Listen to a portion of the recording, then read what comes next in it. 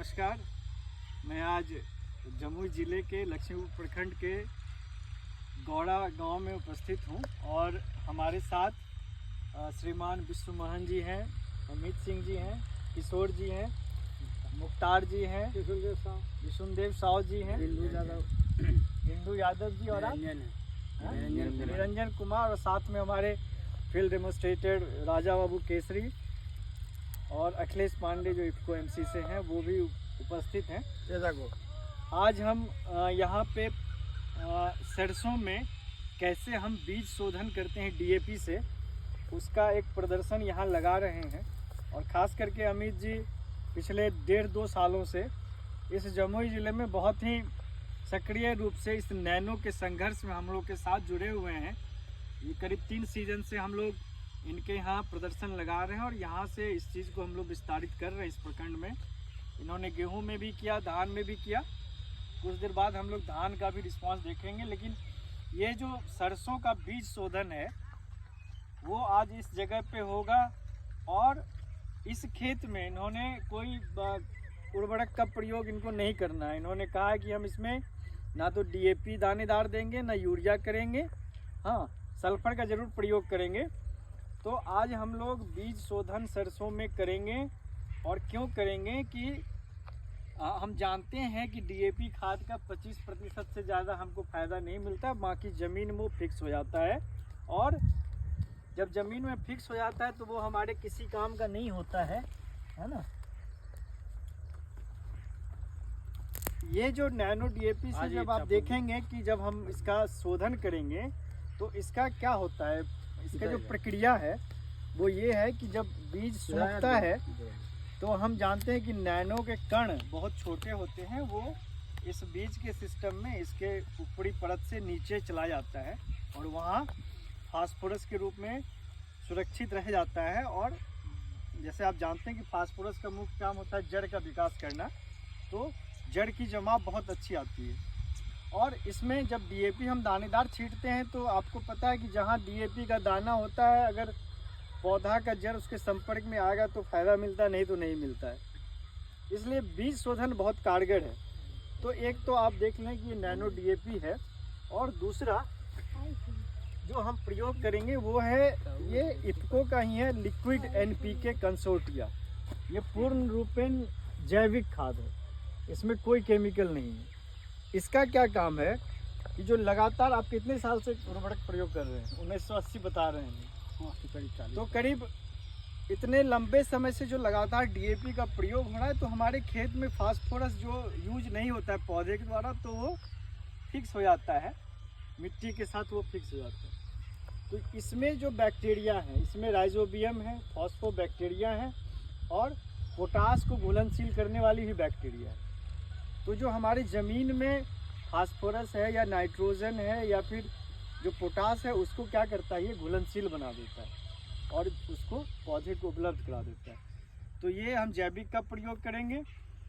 सबसे पहले हम लोग क्या करेंगे कि आप इसका जो डोज है वो 1 किलो में हमको 5 ml, 4 से 5 ml प्रयोग करना है।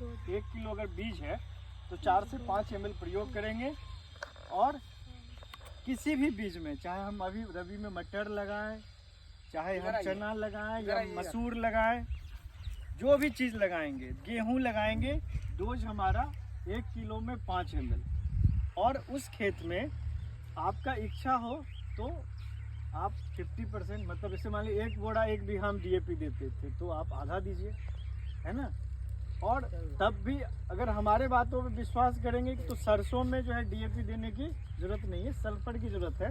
तो सल्फर आप किसी माध्यम से, चाहे सल्फर बेंटोनेट या सल्फर पाउडर दे सकते हैं। लेकिन डीएपी नहीं भी देंगे तो हमारा उपज बहुत अच्छा आएगा। साथ में आपको जब इसको हम लोग, जैसे ये तो अभी एक कितना है, 2.5 किलो है ना, 2 किलो, 3 किलो बीज है, 3 बीघे में लगेगा, 2 बीघे में लगेगा, 1.5 किलो का बीघा। तो इसमें हमको 15 ml नैनो डीएपी हमको घोलना है।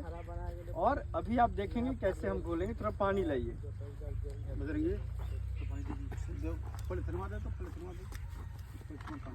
हाँ पानी हमको उतना ही प्रयोग करना है जिससे ये गीला ना हो, बहुत कम दो। बस बस बस। तो गीला हो जाएगा तो क्या होगा, हमारा डीएपी बह जाएगा उसके साथ पानी में। हमको बस ऐसे इसको तर करना है। 2 बोरा डीएपी के जगह 15 ml। हाँ, तो अभी बता रहे हैं ना, अभी जो हम सीड ट्रीटमेंट करेंगे जी। उसके बाद जो आपका ये बच गया वो लाना, वो हम बता रहे हैं। इसके बाद जो बच जाएगा उसको हम लोग को 20 से 25 दिन में पूरा यूरिया के साथ मिला के स्प्रे कर देना है, पहला डोज। उसके फिर 20 दिन के बाद हमको केवल यूरिया का स्प्रे करके बंद कर देना, सरसों में कुछ नहीं देना, ठीक है ना। इसमें जो बीज ये 25 ml का है ना, तो इसमें हम मोटा मोटी इसको यूज करने से पहले हम लोग को हिला लेना चाहिए, है ना। बढ़िया से इसको हिला लीजिए, क्योंकि ये बैठ जाता है कई बार। तो ये 25 ml का है और हमको 15 ml चाहिए, 3 किलो बीज है। तो हम इसका 1/3 बोतल ढक्कन ले लेंगे और इसमें मिला दिया बढ़िया से। अब इसको छीटिए ऐसे ऐसे। आइए अमित जी,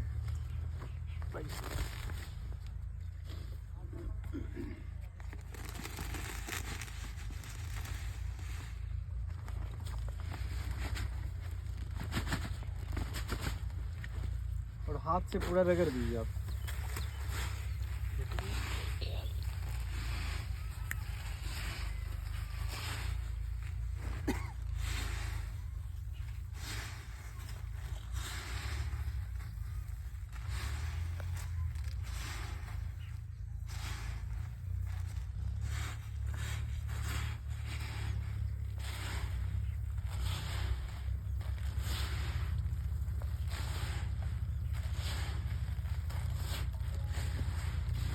देखिए ये पूरी तरह से गीले, मतलब भीग तो गया लेकिन गीला नहीं हुआ।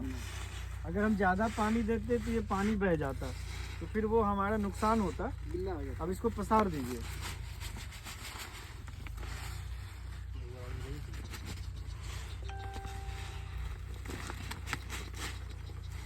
हो गया सब। अब इसको पूरे पतला से पसार दीजिए चारों तरफ। इसको जब हल्का सूख जाएगा तो हम लोग ये जो लिक्विड कंसोर्टिया है, ये क्योंकि हमको मिट्टी से फास्फोरस, नाइट्रोजन और पोटास उपलब्ध कराएगा, तो इसको हम बाद में प्रयोग करेंगे, जिससे मिट्टी से और इसके ऊपर जब ये चिपका रहेगा तो हमको मिट्टी से पोषक तत्व हमारे उस बीज को उपलब्ध कराएगा। इसलिए इसका प्रयोग इसके सूखने के बाद करा के फिर करके और फिर हल्का सुखा के तब इसको हम बुआई कराएंगे। तो ये प्रक्रिया हम लोग को पूरा करना है। थोड़ा सा इसको सूख जाने देते हैं, उसके बाद फिर आगे हम बात करते हैं। धन्यवाद।